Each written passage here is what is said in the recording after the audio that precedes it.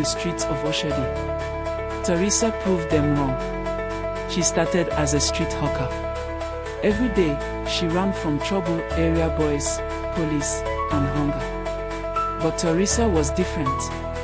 She watched people. She listened. She learned. She was patient. When the gang leader was arrested, everything broke.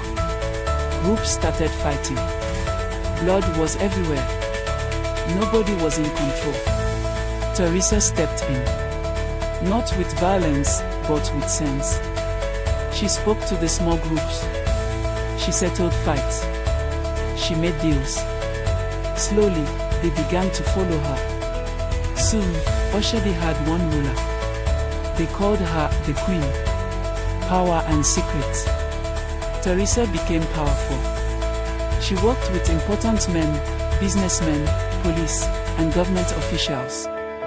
She created job opportunities for young girls coming into Lagos.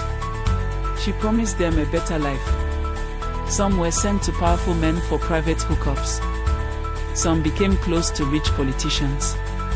But there were whispers about juju, about people who crossed Teresa and disappeared.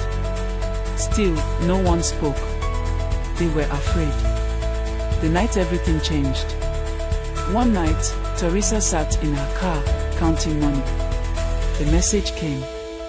You forgot where you came from. Her hands froze. Then, gunshots. She survived. But after that night, Teresa became cold. She trusted no one. Her daughter, Anastasia.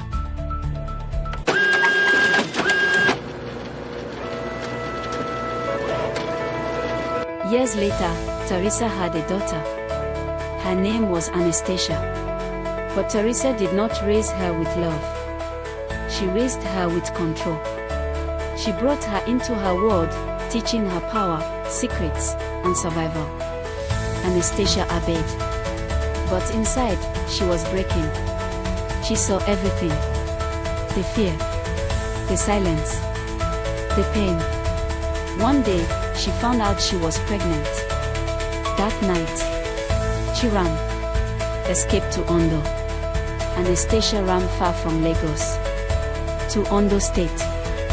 Life there was hard. She had nothing, no power, no protection. She suffered, but she gave birth. A boy. She named him Solomon. She raised him with love, but also with pain. The truth that changed everything. As Solomon grew, he started asking questions. Where is my father? Who is my family? For years, Anastasia stayed quiet. But one day, she told him the truth. Your grandmother is Teresa, the Queen of Lagos. She told him everything. The power, the secrets, the life she escaped. Solomon listened. His heart filled with anger.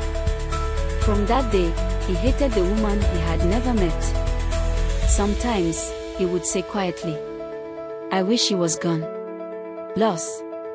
When Solomon turned 15, Anastasia became sick. Years of struggle had taken too much from her. Before she died, she held his hand and said, do not become like her. But the pain inside Solomon was already too deep. After she died, something in him changed. The kidnapping. Years later, Solomon returned to Lagos, to Oshodi, to find Teresa. He did not rush. He planned. He watched. One evening, Teresa was taken. No noise. No chaos. Just one word whispered in the dark. Come. The final meeting. Teresa was brought to a quiet place. Dark. Silent. Then she saw him. A young man. Calm. Cold. Who are you? She asked. The boy stepped forward. My name is Solomon. Teresa's eyes changed.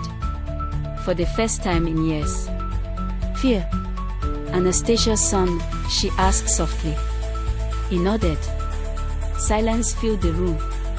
Teresa studied his face, as if searching for her daughter in him. "I built everything for my family," she said.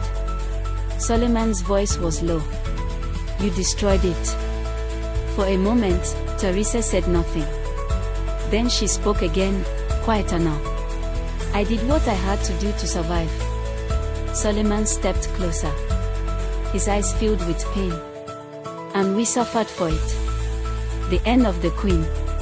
That night, the Queen of Lagos lost her throne. No crowd. No noise.